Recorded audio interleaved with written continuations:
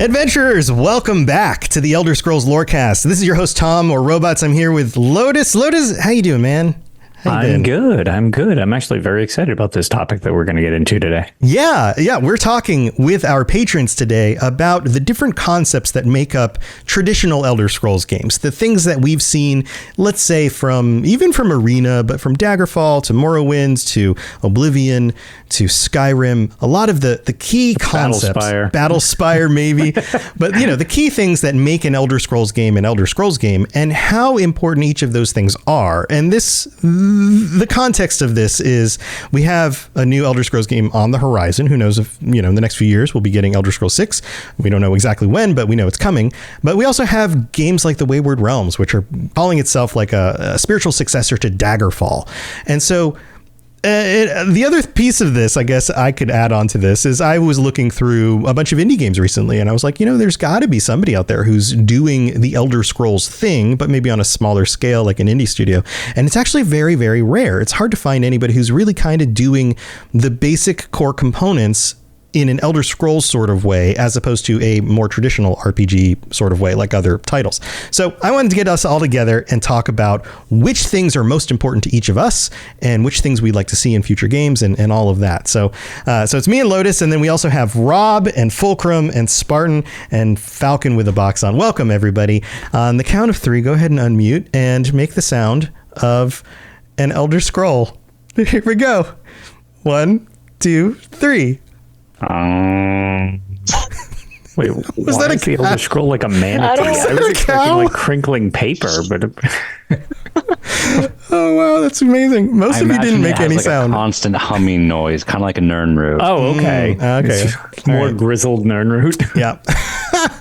That's great. All right. So welcome back, everybody. Let's just jump right into this. There are a number of different things that make an Elder Scrolls game an Elder Scrolls game. Like you've got a huge open world. You have interactability with items and things on shelves and things you can pick up. You can put baskets on people's heads. You can do all that sort of stuff. There are key story elements. There's the idea that you can kind of choose your way through the world and take on different concepts at different times. There's lots of these different characteristics. Let's start with a huge open world. I feel like there's probably not going to be a whole lot of debate about this one, but we're going to go topic to topic, and feel free to unmute and kind of chime in. There's only a small group of us, but how important to you is the open world aspect of the game and how freely open that is? Who would like to start? Fulcrum? I feel like with the way video games in general are going, I think it's becoming more and more important in general to have an open world. That has been the trend over like the last 15 years, is more and more games have committed to that. Yeah, and like I've noticed, especially in news, like when a new game comes out, they're like, it's not open world enough. We can't go anywhere, or like it's too restrictive. So like I feel like I would say it's probably like a 7 or 8 for me. So out of 10, so pretty high importance.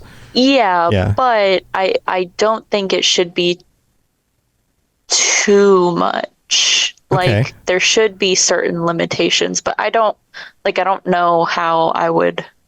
Well, here, let me refine this for you a little bit. There are some differences in the different Elder Scrolls titles. Like, for example, in some of the titles, the world levels up with you, like in Skyrim or Oblivion. Oblivion kind of started that, and Skyrim kind of refined it a little bit so that it wasn't so messed up, and you just all of a sudden wolves didn't exist wildly anymore. Unbalanced at one point. Right. Skyrim kind of balanced that out. The world kind of levels up with you, but that also limits the potential to come across some gigantic monster that you just can't handle early in the game. So it makes it a little bit safer. So it feels less open.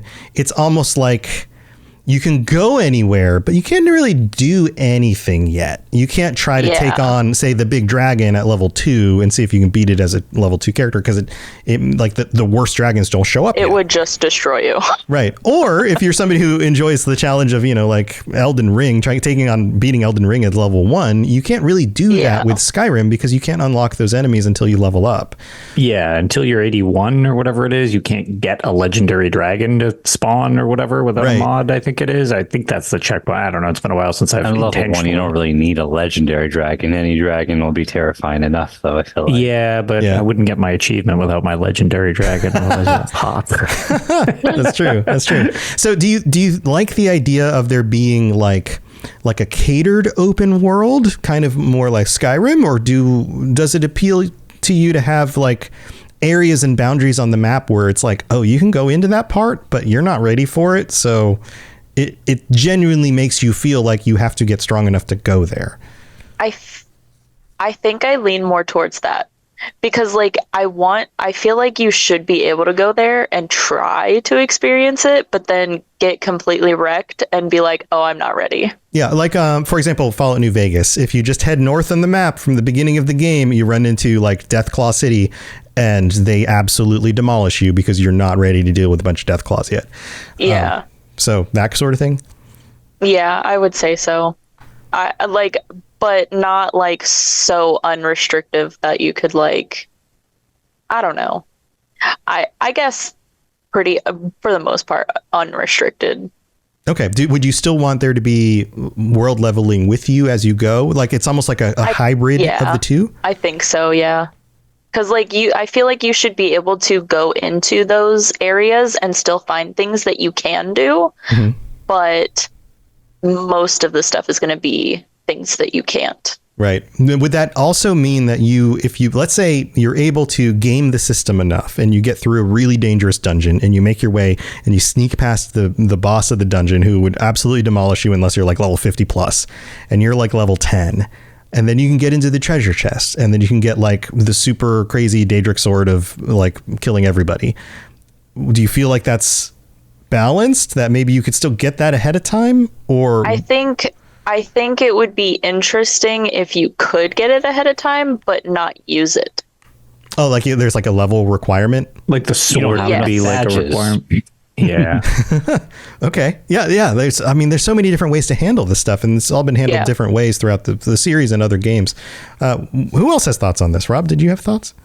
Yeah, I think the reason why open world games are interesting is because they help it feel more real and that you can kind of go anywhere. And so if the whole world is catered to you, that's not helping it feel more real if everything is just, as weak as you are. And If you if have go to in- follow a certain. Yeah. If you go into the wrong area, there should be context clues. It shouldn't just blindside anyone. But if we're going into the wrong area, it should be clear you're going into the wrong area, and you should die effectively. Right. And if you somehow don't die and you get that super cool sword and the rest of the game is super easy, well, yeah, it was really hard for you to get that sword at that level that you got it. So you better get a huge payoff. And yeah, maybe it makes the game super duper like unchallenging from that point on, but I don't know what else you would expect when you are like breaking past the barriers of the game that's kind of laid out for you and allows you to break, but like made it clear that was a barrier all the same. Right. I think that's a really good point. When some of the developers for New Vegas were interviewed about game balance of weapons, their response was basically like, yeah, no, we didn't balance the weapons in the game. But I think that's part of the flavor of it, is that you can come across a weapon and go, holy crap, I'm demolishing the enemies all of a sudden. This is amazing. And then as you continue throughout the game, eventually you catch up It starts to get less and right, less. right, Catches up. right. I was, while Rob was talking, I was kind of thinking like, because I had only just recently played The Witcher 3 for the first time. And a lot of the weapons have a level requirement, and it's like, well, what if I want to use it? Right. But like in my mind, and like the same with the armor, you cannot use it until a certain level, and it's like, Right. that's kind of really restrictive. It feels artificial. It feels Yes. artificial. You know what would actually Yeah. feel better? And I mentioned Elden Ring before, and we've got Spartan here, does an Elden Ring lore podcast. So feel free to might know a chime thing in or on two. this, Spartan. What was that, Rob? I said he might know a thing or two. He might know a thing or two. But in the FromSoft games, they don't level gate you, they stat gate you. If you don't have enough strength, you can't wield the giant hammer. So it would Yeah. make sense that you would have to build up your character to be able to be either dexterous enough or strong enough or just coordinated enough in whatever that skill line is to be able to use that weapon. That feels more natural. Like you have to practice before, you got to practice with the wooden swords before you get a freaking katana. Like, wouldn't that make sense? Spartan, what do you think? Do you have any thoughts on this?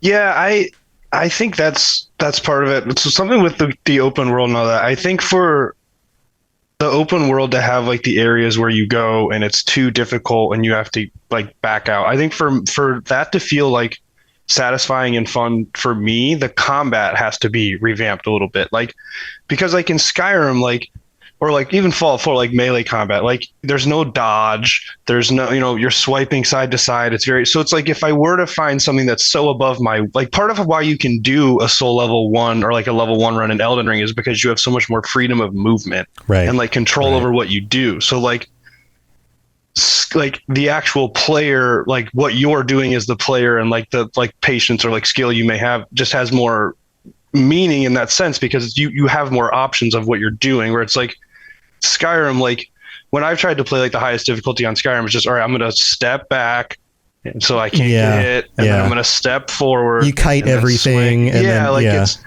so like for that to feel like rewarding and fun for me, I would want more of like an ability to bat above my weight class, like as like controlling my character, like, because if I could do that more consistently in the combat of the game, then I would love to have areas where it's like, oh, this is too challenged, like this is, I'm not supposed to be here, because like everyone's been saying, maybe you do get some awesome legendary sword that you weren't supposed to get at that point in time, and then now you go back to the areas you're supposed to be at from a level standpoint and you're wrecking shop. Like that sounds really fun, but I also I feel like it'd be really frustrating if I was just trying to do like the Skyrim method of like, oh, just back up. Right. Like, I just think that would get a little stale for me. Yeah, that's a solid point. A lot of modders have added in improvements to the combat system in Skyrim, so you can mod that in. And in the last, I mean, how long has it been now? 14 years since Skyrim came out? 13, 14 years? What's the timeline now? Do you remember? 13. It was 11, 11, 11. That's right. Yeah. In November. 13. Yeah. So in the last 13. So in the almost 13 years, there has been a lot of improvement with RPG game mechanics. I mean, speaking about FromSoft, which FromSoft games were out in 2011? Demon's Souls and Dark Souls? Yeah, I think that was when. That was Would it? that be Dark Souls 2, or is that still early for that? That might have been when 2 came out. Yeah, it was like pretty early in their catalog. But if none of these that other wasn't when entries. 2 came out, because I think that might have been when the original version of 2 came out. But if that's not, also then like the only stealth archers, like the ML of like the gameplay style is like, well, it's because all the melee styles they're fine, but like say the limited combat system we have is only so compelling at that point. Right. Okay, so we need to move on to other topics, but I think this has been a great discussion so far. So when it comes to huge open world and the world feeling like it rewards you for doing things, and it still interacts with you as you progress, and it still gives you opportunities to deal with all the creatures, and it doesn't level you out of stuff. When it comes to that, how important is that in the next Elder Scrolls game? Like if you were to just give it a number, let's everybody vote on a number 1 to 10, with 10 being the highest. Rob, what do you think? 10. That's 10. That's very important. And then there's not a single Elder Scrolls game that doesn't have that a style to it in some degree. So if it's not open world, it's not Elder Scrolls. Yeah. So would everybody agree on 10, or does anybody disagree on 10? I would say. Oh, sorry. Go ahead. Sorry. No, go ahead. I think I would agree now. I mean, like especially after this discussion, like I know I said like 7 or 8, but like after the discussion that we just had, I think I would agree with 10. Yeah, I would. Let's couch it in the version of an open world that makes it fun for you, but it's still a big open world. Yeah, right? whether or not it's scaling or not scaling, it's whatever just the you interactable prefer. open world, which for me it's 100% like 10. Like that is the defining feature of Elder Scrolls games to me, and why I got hooked on the series to begin with, because I was just like, this is so weird, and I can do literally anything I want in this game. Right. And since then I've been just hooked into exploring. Even Battlespires open world. It's open to a degree. It's open something. So Spartan, are you a 10 on that? Falcon, are you a 10? Spartan? Yeah, I was going to say the same thing Lotus said, where it's like, that's kind of like, I don't think anybody does that particular thing better than Bethesda. That's kind of like why you play Bethesda games. At least, I mean, I should say why I play Bethesda games. Like, I was playing Fallout 4 before I jumped on for this, and like, there's a lot of things that you can like or dislike about Fallout 4, but like, same thing with Skyrim, like just exploring that space is so like uniquely fun and like detailed in a way that like, I just don't think other developers like do on the level Bethesda. Like that, like I said, that's kind of like the thing I think Bethesda is best at. And so it's definitely a 10 for me. And I think we probably all can agree on it not being like generated, it being actually hand designed. Yeah, the wilderness generation I could deal with, like to an extent, like some free wilderness like expansion. Just like, okay, not everything is handcrafted necessarily. Like every tree needs to be exactly the same, right? But inside the handcraftedness, like you would have to at least have somebody go through and go, okay, 100%. There's a cave here, there's a hidden treasure chest over here. There's like hand put that stuff in. This is where these monsters are. That absolutely, because otherwise that was one of the big problems I've kind of struggled with Starfield. I'm like, yeah, I get it. They're all the same. Literally going to say that. Or caves. Yeah, it's like. I was literally going to say the exact same thing. You'd like took the words out of my brain. And let's have the map designed by humans. Yeah, for sure. Okay, cool. So I think we're all probably on the same side of that. Okay, now let's get into a little bit more nitty gritty stuff. And all the modern games, I guess since Morrowind, we've had interactable items everywhere. You like one of the things that surprised me the first time I tried Morrowind, and this is like 20 years ago, was you get off the ship, you go inside the building, you get done talking to whoever you're talking to, and then you look on the shelf behind them, and it's like, oh, there's a bunch of healing potions. I can just take these. I can just move these things. Like that was groundbreaking in like 2002 or whatever it was, right? But how important is that to you now? What do you think about that stuff? Who wants to jump in here? Rob? Yeah. Now that you say that, I do feel like that is like something that around the time that I started playing more Bethesda games is when I started realizing that was a feature that is available. I didn't really notice that in any other games. Mm-hmm. So I guess it does feel a bit more unique to like what makes an Elder Scrolls game. But at the same time, I don't think it matters to me in any way. Like if it wasn't in the game, I don't think I would have any different opinion on how I felt about the game. But it does feel kind of unique to the series at the same time. So I don't know. Yeah. Fulcrum, do you agree or disagree? I feel like I kind of agree. Like, so going from Skyrim, where you could literally interact with every single thing, like you jump on a table and everything goes flying. Right. Other than like the heavy furniture, like chairs, tables, beds, things like that. All the smaller objects are all physics-based. Yeah. Right. And then you go into ESO. Mm-hmm. And you can't do that. You can't do that. You play Dragon's Dogma 2, which I've played through. And I'm like, I go into a house and I'm like looking around and I know, oh, that one thing over there I can pick up, but nothing in this building is physics interactable. If a fight breaks out and someone tosses a fireball, it doesn't spew things all over the room, right? And I miss that. Do you feel the same way? I feel like it's in the middle for me of like, yes, I want to be able to interact with most things, but I don't think that you should be able to interact with everything. Like you were saying earlier, like the beds, the heavy chairs, the giant table, like, you know, all of these things that would be very difficult for us to, like a couch. That's going to be difficult for one person to just move around. Right. You can't just pick it up and put it in your pocket. It doesn't work like that. So like in going back to ESO, where you almost can't just take anything. Mm-hmm. Like it has to be, it's like very specific things. Right. And it like, and you can only really steal very specific things too, because like when it comes to lootable or not lootable, but you can't really move stuff. Right. Yeah. And so, like, if it's 50-50 for me, like, I think I should be able to jump on the table and everything's going to get messed up. Yeah. Yeah. Because like it's more realistic. Yeah, I love that aspect of if that wasn't in the next Elder Scrolls game, I would be very disappointed because it wouldn't feel right to me. Like this is one of my 10s on the list, even though it doesn't have a huge impact on the gameplay or the story. It's a big piece of making the world feel like a real place. But then it also drives me crazy when I do that and like the freaking bucket just starts. Right. It glitches out and jitters all over the place. Right. Yeah. And I'm just like, I don't know how to put this back. Right. Or when you pick anything up and hold it, it just always turns upside down. Right. Yep. Yeah. The physics are a little weird. Falcon, did you have thoughts on this too? Yeah, this is right up there with the world being open.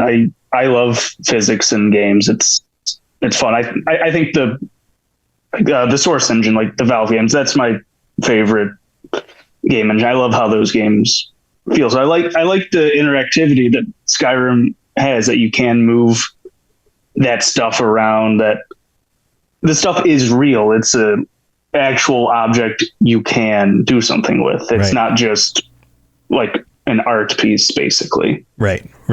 Yeah. I think it's super important.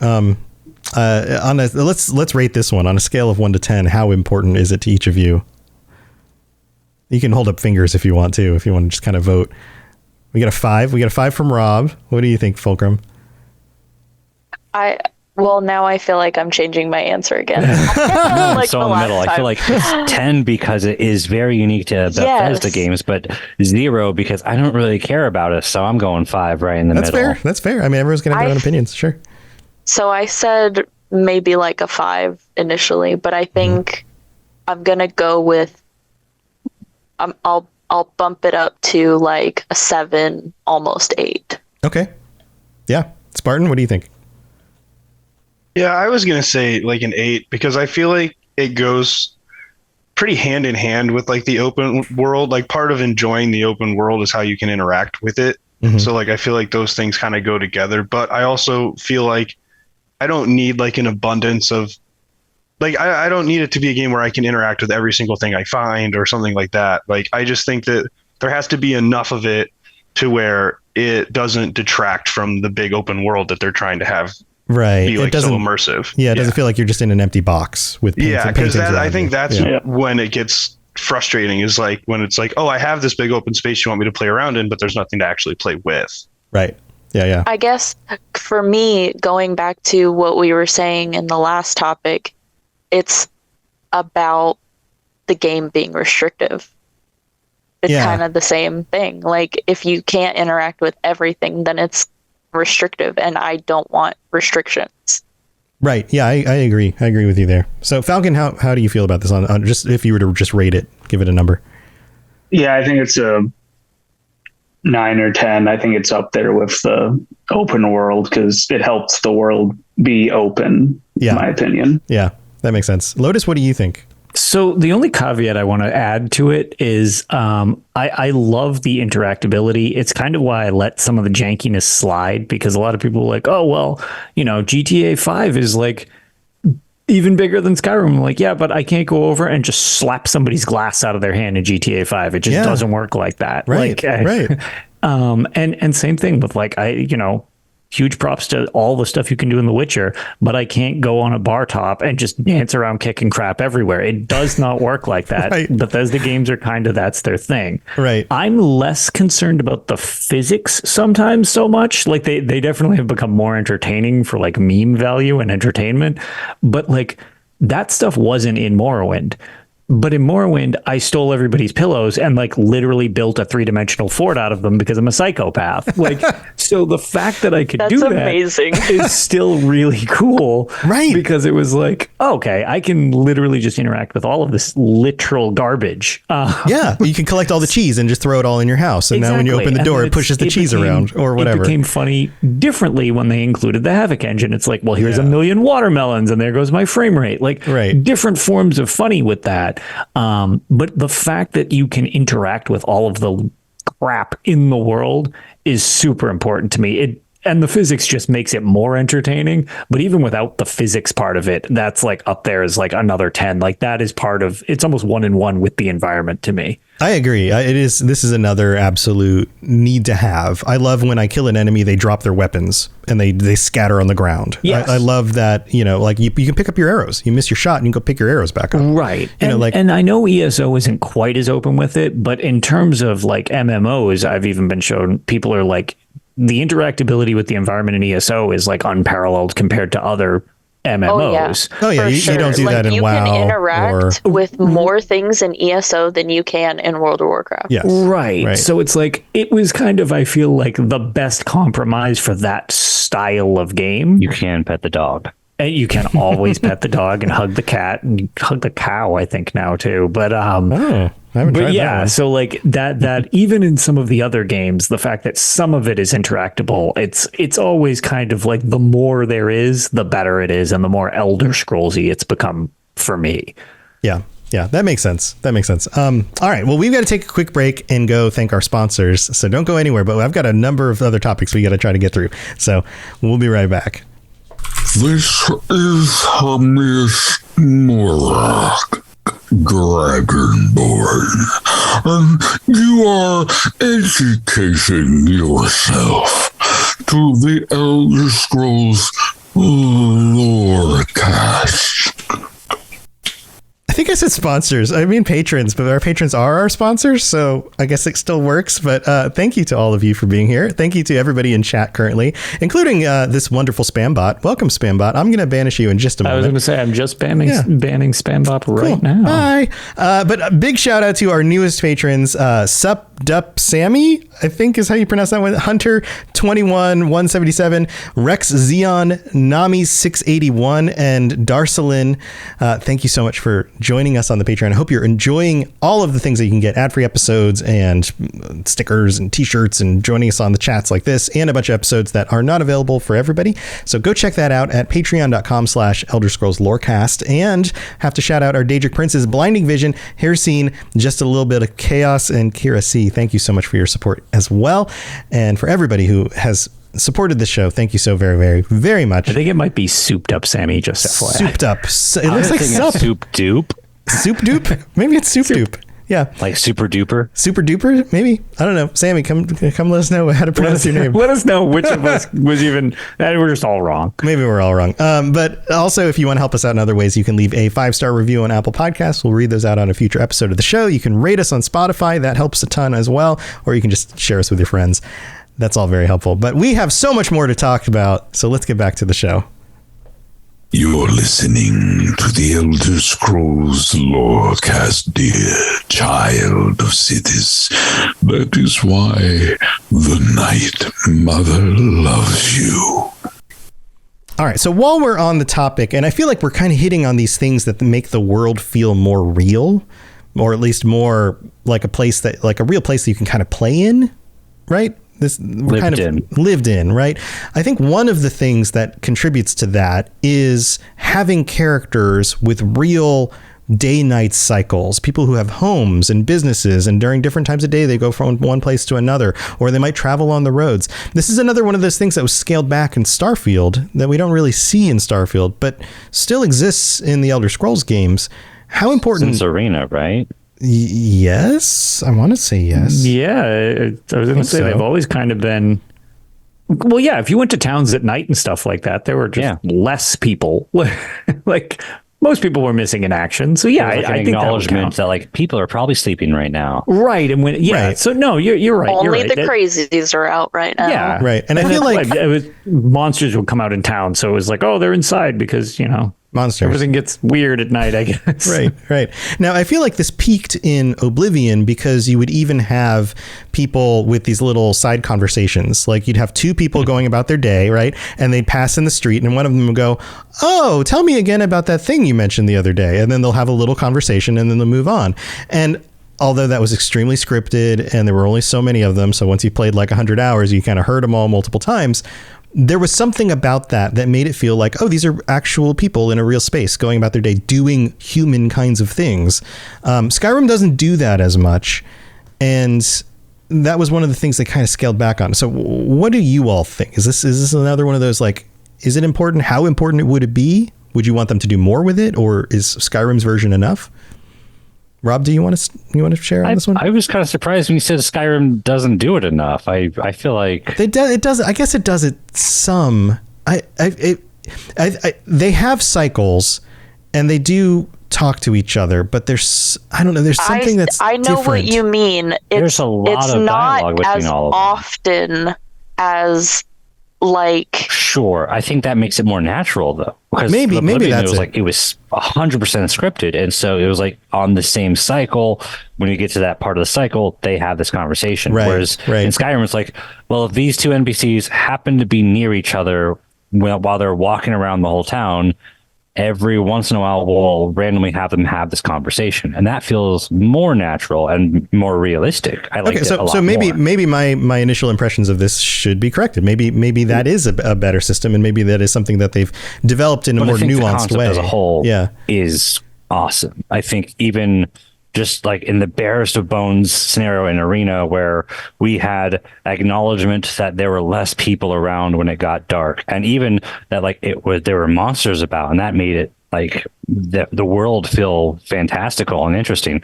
That in its barest like form is still really cool, and I think should always be a part of every game. And I'm kind of sad that they don't have the monsters come out at night after.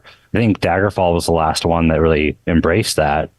And so it's kind of sad that they don't have like the world gets scarier as it gets darker necessarily, but they still have all of those other like life cycles, and you see people kind of going through their day. And I think it got better and better on a personal level, but it was always great. And I think it's an integral part to Elder Scrolls games. Yeah. And in Skyrim, it's funny because, if you accidentally get chased by wolves into the town, everyone goes, and then they all fight the wolves. Or, like a dragon lands and everyone's all of a sudden going to attack the dragon, which was a little bit unrealistic, but it was still responsive, right? It was responsive to the situation rather than just, like they just ignore the dragon. That would be dumb too, right? I say the Run for Your Lives mod is just a canon part of the game. So yeah, well, it would make sense that like the town guards might try to mount a fight against the monster, but like the guy who's the farmer is like, oh God, and runs away or whatever, right? Like I'm not equipped to deal with this. Right. It would make sense for each of them to act a little bit differently. Fulcrum, what do you think? How important is this to you? I say it's very important. And I guess so. Going back to kind of like what you were saying before about it's a little bit different in Skyrim. Mm-hmm. I think it's also a little bit less hilarious. Okay. Because a lot of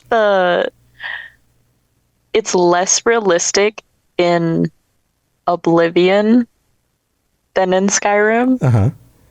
Because their interactions are like with one another. Uh-huh. Sorry, my cat's making biscuits on my leg and it's really hurting. Oh no. But anyway, it's so hilarious. They have very uncomfortable conversations, right. Very awkward pacing. Right. And sometimes the response to the first thing said doesn't really match in a way that you would respond to that in that way. Like it does come across a little awkward. Besides that, though, I think it's really important to me anyways because the interaction, like the day-night cycle, the conversations, especially, I know they were somewhat limited in Oblivion compared to Skyrim, and even then in Skyrim they were still pretty limited. But it's really important to have those realistic interactions because it's going back to the open world, making it feel realistic, like all of these things. And I think in Oblivion it was like, I think he smells bad. Bye now. Right. All right. Good talking to you. Yeah. I'm like, okay, like, weird. The conversation makes no sense, but okay. Get out of my face, you elven scum. All right. Nice talking with you. Have a good day. You're like, all right, cool. Yeah, that's kind of how that goes. But it does lend itself to feeling more like a real place. I think that's part of why Skyrim works as a thing that people constantly go back to, is because there's still that feeling of like, oh no, I can just kind of walk around a place and it feels kind of real. And this is one of the reasons why. Spartan, do you have an opinion on this one? Do you think that this is an important quality, or is this something that really doesn't matter to you? So I was thinking more of like, because I like what Rob was talking about with the like how in the older games you had like the eat like creatures at night and stuff. Like I think that would be something like, I don't care as much about the cycles. I feel like those were kind of like, I feel like they're fine. Like it doesn't really move then like do anything here or there like one way or the other for me. But like I think it would be really cool if there was like a like bosses like you know, this seems like something I'm going to pull from a lot, but like Elden Ring, if you are at night, there's bosses that only occur at night. And like, I feel like in Elder Scrolls, you could do really cool stuff like that. Like you could have like a werewolf or something, but like you can only fight this werewolf at, you know, under the right conditions at night. Or a necromancer summons a bunch of, you know, skeletons on, you know, and they try to like breach the wall of the city. And so the guards all mount a response in the middle of the night to fight back the skeletons because like there's some crazy necromancer. The town's supposed to be a safe place, but maybe at night it's not as safe as you'd want it to be. It's still safer than out in the wild, but they still have to defend themselves, and then people react to it if they happen to be around, you know, unless they're sleeping home. Valheim, where you have like a bunch of monsters. As soon as the sun goes down, your whatever like fortifications you built up, they get attacked by those dwarf creatures, and you're always getting attacked as soon as the sun goes down. And Arena and Daggerfall kind of had that same thing. As soon as the sun went down, you had to worry about creatures because it was dark, and that's what that meant. And it sucks that they kind of lost that aspect as the game's been on. It was a really cool thing. Yeah, that is interesting. Falcon, do you have any thoughts on this? Or are you just like, yeah, that's cool? Yeah, I think the character cycles and their interactions do once again add to that first topic we had. It is all going back to the world feeling real. Having characters stay just like, oh, this character is in the bar constantly. It doesn't seem to work well unless that is, you know, their house, their job. Right. Or like they're drunk. Yeah, you're somewhere at like 3 o'clock in the morning. Even like the drunks in like Skyrim, they're gonna wander the town and like beg or whatever. They have more than just drinking happening. They're people instead of objects. I was thinking of the one drunk guy in Winterhold who literally like the bartender just lets him sleep in the inn room for free because he feels bad for him, and he's just always there drinking all the time. Right. Yeah. Okay. I think I've got a good sense of how important you guys feel about this one. I want to make sure that we cover some of these other topics too. Let's talk about, we already talked about the combat system. I think we're all on board with a more dynamic and interesting combat system, something that allows you to parry or dodge or manage your different weapons in different ways or whatever. When it comes to magic, how important is, obviously magic is a big part of these games. There's different types of magic. Skyrim made advancements where you could say, you know, wield magic in one hand and a weapon in another. But there are certain things about magic that have always been kind of complex. Like it's hard to just constantly go between different spells. You have to open up the favorites menu and change things a lot, right? It's a little unwieldy. Or, for example, all the level 1 attack element kind of spells are like fire hose, and all the level 2s are shoot a projectile, but the projectiles are much harder to hit and they cost a lot more magic, so you kind of just stick with level 1 for a while. You know, like there's limitations around the magic. How important is the magic system? Skilled enough. If you just keep missing your shots. But how important is the magic system, and what kinds of changes would you want to see? Or do you just kind of like what they did with Skyrim? Who wants to chime in on this one? Anybody have thoughts? Spartan, kick us off. Yeah. I mentioned earlier that one of the things I would like with like the open world stuff would be like, I would like certain things to be more challenging if I had more like freedom of ability and freedom of like movement, like a dodge or maybe something. And I think the magic plays pretty big into that. Like I would like to see them really kind of expand it where it's like, I don't have a problem with what it is, how it is in Skyrim. Like I think it's pretty cool in Skyrim, especially when you get to the higher levels of some of the schools.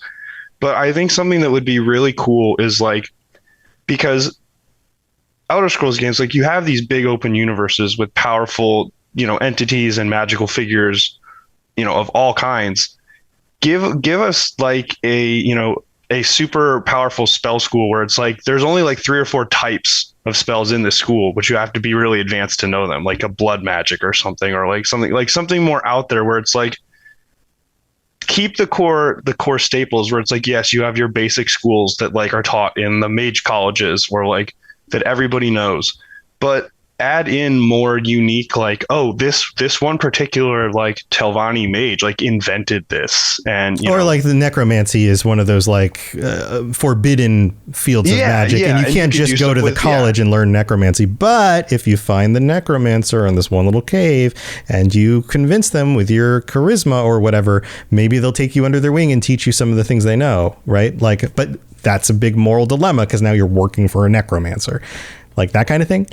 Yeah, I like that, and because I just think that plays also into like how we've all been talking about like how things reward the player and stuff. And it's like if you had wider ranges of different like types of magic you could learn and types of magic you could use, that could be a unique reward. Like you finished like this really challenging quest in this area, and it's like, oh, like you just learned a super awesome spell for this very unique spell school, but also that adds to that, like how I was saying earlier, like I want to have more control over what I'm doing, and like I want to be able to dodge, or I want to be able to do this. Like being able to combine more unique types of magic, I think opens up more opportunities for just what the player can do in like any sort of combat situation or just regular situation. If you have things that can be interactable with the world, like in Skyrim, how you can do like the telekinesis. Yeah. Like I think that's cool. Like I like that. Or turn yourself invisible in order to sneak easily. Yeah. Yeah. Like I like I would keep all of the core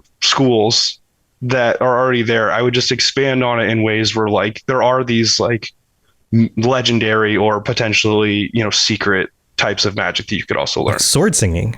Mm-hmm. Yeah. Mm-hmm. I mean, and that's the thing, like in the lore, there are those things that already like, yeah, I think that shouts kind of worked like that in Skyrim in a way, but they just became your superpower. They weren't treated so much like magic spells as they were just like, here's your superpower and you can use it every so often. Yeah, I liked shouts too. I think that was cool. Yeah, that makes sense. Like, ramp it up some, Who else wants to chime in on this one? Who else has thoughts on magic? Fulcrum? So I agree with all of that. Like, I think it really, we keep going back to the, like, how it plays into the world. But, I mean, especially in Elder Scrolls, like, it is, like, it's not about magic, but, like, it's a huge aspect. And, like, you cannot skimp on the magic. And one thing that has always bothered me, and I consider this to be it's not a school of magic, but I consider it to be magic because you are a supernatural being at that point. The vampirism. Mm-hmm. I think the vampirism is the most useless, and I don't like it. I don't like. You're talking about specifically the way it works in Skyrim with the like expansion with the turning into the big vampire guy. Not just turning into the big fire guy, but like the abilities that they have. Like I feel like they could have done so much more and so much and have done them so much better than what they did do. Yeah. Yeah, it seems like from what I've seen in the development of Skyrim, the werewolf stuff and the vampire stuff in the base game were kind of tacked on by a few of the developers who were like, I can make this more awesome. I'm just going to work overtime and get it done. And then everyone was like, oh my God, that's crazy. That's really good. But they weren't given the same sort of like focus as, say, the schools of magic or shouts or something like that. Yeah, like I feel like I'm not saying that it's like that it's weak, but it's like I don't know. It's one of those things where I will never do it because there's no real benefit. It's not worth your time. Yeah. Like if I'm gonna be a vampire, I want it to be worth it. I want it to mean something. I want to feel like a freaking and vampire. To me, yes. Yeah. And to me, it doesn't feel like it. And so I know that's negative, but like that just means that the magic is very important, especially because it's Elder Scrolls. Yeah. Like literally the world is magic. Right. Yeah. And I think one of the themes that I'm detecting as we get through this conversation is that we are all okay with things that feel like they might even break the game. Like game balance is not nearly as important as living the fiction you want to live in a world that feels interesting and reacts to your decisions and feels like an interesting place. Like if you can do the crazy thing and get the super powerful sword, or if you can go down the crazy line of magic by training in some special line of magic like Spartan's talking about, or get vampirism and all of a sudden you feel overpowered in certain ways, that's fine because it lends to your ability to enjoy an engaging story in a world that responds to your decisions. It doesn't always just have to be balanced. And I feel like that's a summary for what we've kind of said. Like, a really good way to put it. I feel like there's not enough consequences as well with the vampirism too. Because you can go out in the middle of the day. It's not like... It's a lot worse in Oblivion. When you get vampirism, it's like as it develops, you're just like people start treating you weird. You can't go out in the day because you start taking damage, like all that stuff. The most that I noticed in Oblivion, it was like it made you feel like you lost something. Really, you were losing your mind. Yeah, that's what it felt like. Yeah.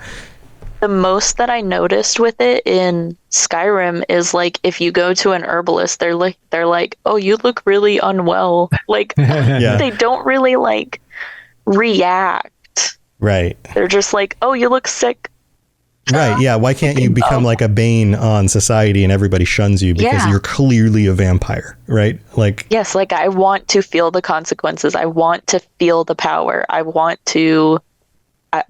all of that. Right. I don't know if I want vampire to be useful. Having the everyday villager recognize you as a vampire, because that can take away from the rest of the gameplay experience. I feel like. Well, in like Oblivion, there'll be some consequence. In Oblivion, you going in there and using your abilities should. And like in a town using your abilities, they should be like, "Oh my God, you're a vampire!" Oh yeah, if you're terrorizing the town with your vampire powers. And in Oblivion, just to kind of throw this out there, if you allow it to progress past a certain point, people really start to notice.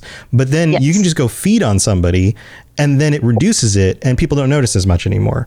So you could have ways of managing it.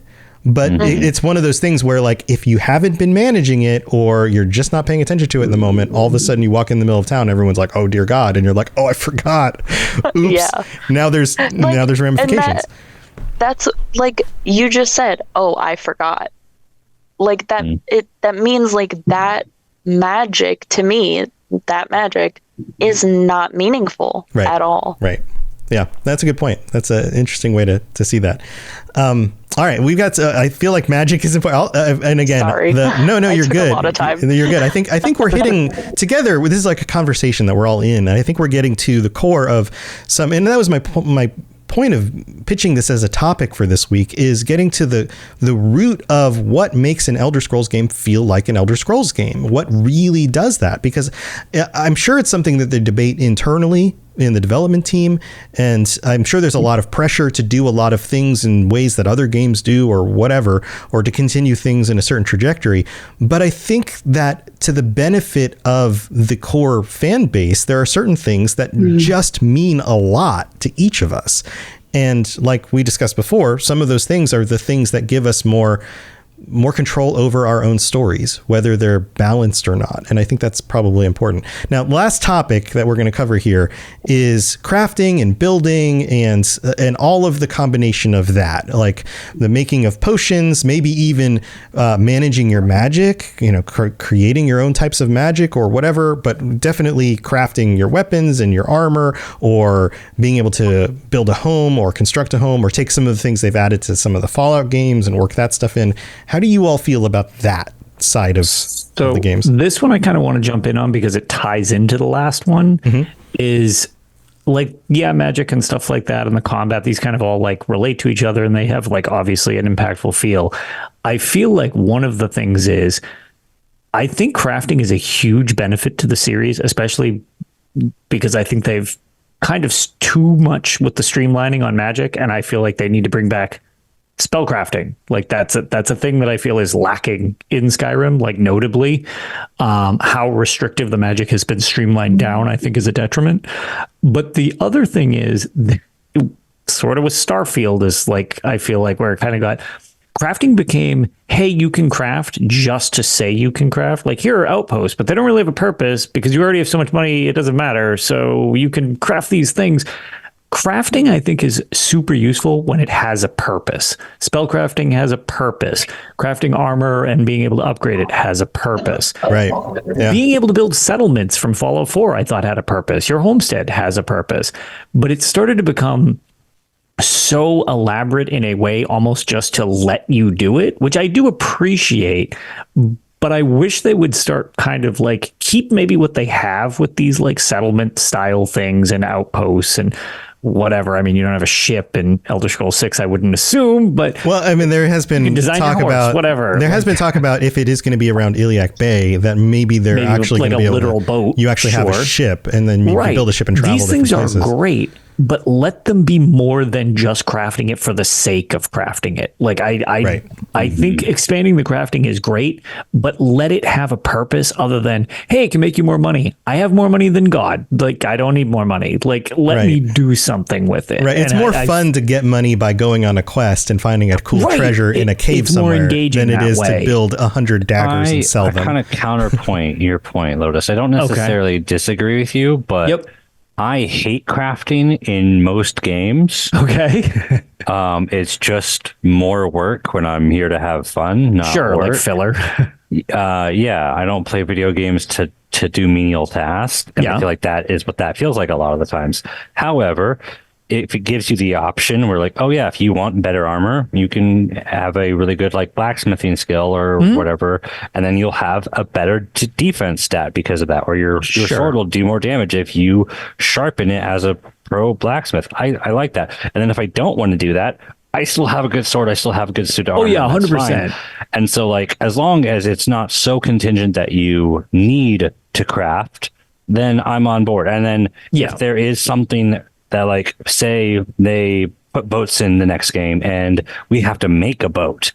Well, if there's also a way to just get a lot of money and buy a boat instead, that would be really super nice, because I don't want to have to spend all that time making a damn boat. I totally agree with that. There should always be like a stock option that the game works totally fine.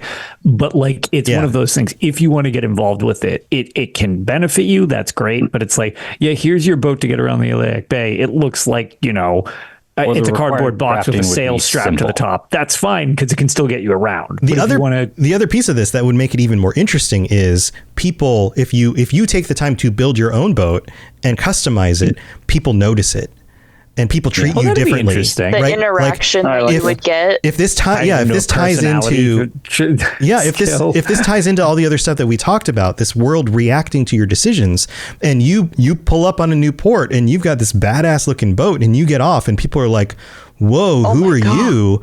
How did you get that? Like, you must be wealthy. You have an amazing ship or whatever." Then that plays in, like, even though that isn't a like mechanic that makes you do more damage against enemies or things like that, it makes the world feel more cool and interesting and real. I hate crafting, but I love accessorizing, so now I'm on board. See, there you go. But the same sort of thing. Like, exactly. what if crafting was expanded in a way where not only were you building swords and armor and things like that, but you could also build specific types of clothing, or maybe you could polish up your armor or upgrade your armor in a way that puts, like, I don't know, in blazing, like, it changes the look of it. You take the silver, the gold you found in the cave, and now you melt that down, and now you've got silver etching on your armor, and people are like, wow, look at you, you're fancy. Like, all of a sudden the world is now reacting to you again.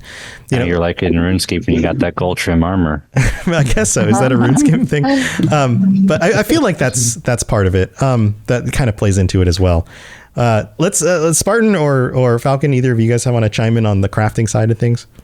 Yeah, I think that it's like, I agree with Rob in the sense of, like, I feel like crafting and like base building is a really easy thing to slip into that territory of, like, it feels like a chore. Yes, I agree. I'm on board with that too. And I don't like it when it does that, and I think it's very easy for that to happen. I think like Bethesda does a good job not having that happen, but I just mean like in general. But I think as like everyone was just talking there with like the ships and maybe people recognize your ship, something that I think would actually be really cool that kind of continues the theme of like playing into the open world and the feel of things would be, I think a way that'd be really fun to expand crafting would be like if you have like a super high blacksmith skill or you've demonstrated like a proficiency in some way, to have crafting related quests. And I don't mean like writs like in ESO. I mean like you are known as this legendary blacksmith. So somebody tells you like, hey, there's this forge at this location. You know, you can fight your way there and you can make this, you know, hammer that you can only make at that spot. But we know that you have the capacity to make it. So we're going to give you this information. Right. Or you're trying to get an audience with the king. And because you're a nobody, they won't see you. But if you're a master craftsman, then maybe they will see you. And now you get a quest to create a special item to give to the king in order to get audience with the king, which opens up another quest. You know, like, yeah, I could totally see that. Yeah, that's a cool idea. Falcon. Pull up in your blinged out ship. Yeah, if you pull up in your blinged out ship with your blinged out armor, with your shiny Daedric swords, and everyone's like, oh, dear God. Falcon, what were you thinking? I think crafting, building, accessorizing, I think that is, to me and how I play, more important to be improved upon than combat. I'd be more upset if the crafting in Elder Scrolls 6 is like Skyrim than if the combat is like Skyrim. Simply, I don't do much combat in these games. That's not what I play them for. If I want to do combat, I'll play Elden Ring. But you prefer the crafting side of it. Like you would rather spend more time doing that. I like the crafting. I like the talking. I like the interacting more. Interacting with people instead of fighting people, I guess. Right. Yeah. He likes the Farmville side of it more. The Farmville side. But that's what's cool about these games is you kind of can approach them in different ways, or you can do multiple playthroughs and focus more on one thing than another.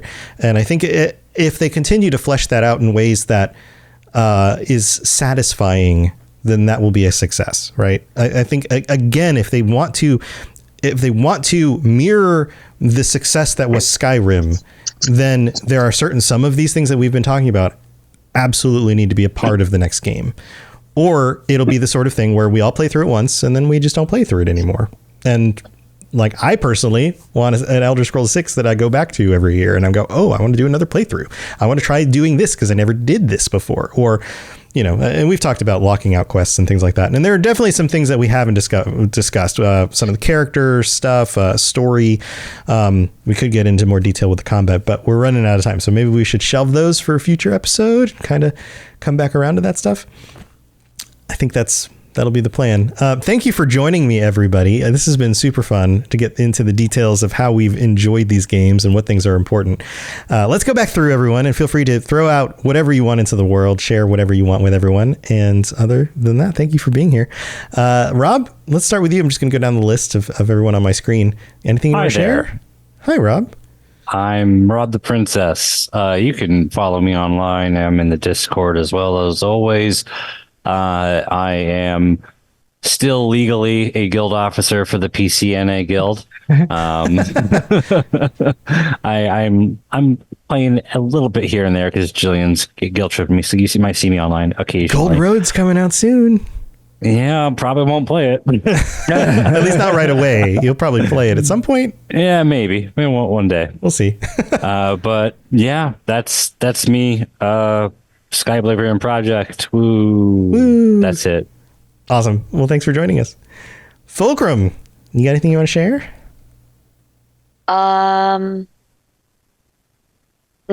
Tomorrow's my birthday. Happy birthday. Happy birthday. I started school on Monday again. Okay.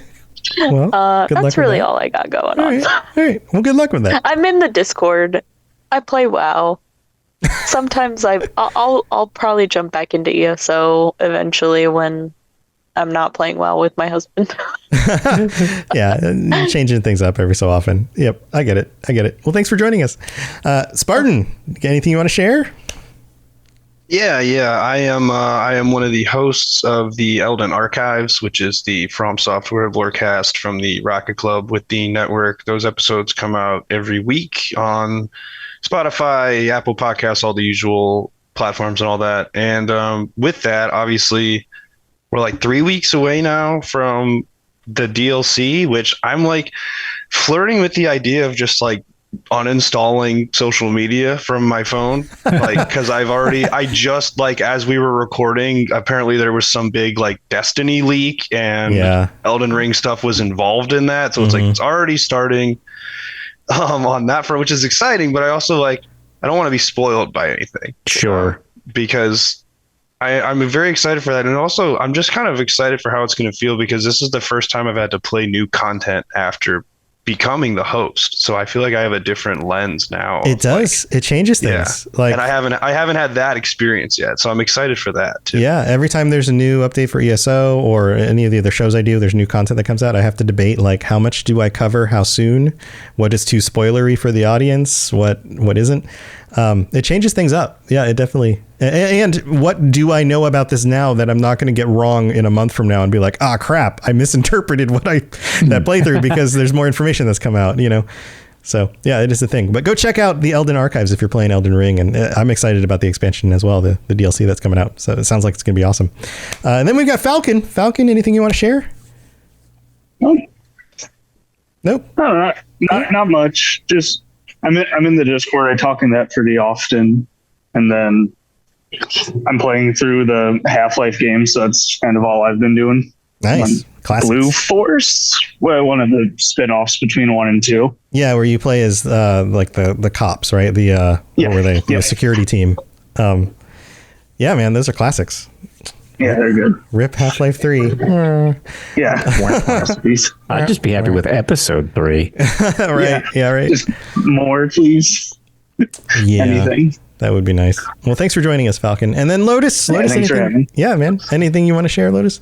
No, we'll probably be recording a new episode of Tales somewhat in the near future. We're just kind of compiling news, but since things are a little slow because the expansion is about to come out, the chapter releases incredibly soon. It's mostly been PTS. We've kind of like had our updates, and then we're waiting to have enough to have a full show worth of stuff.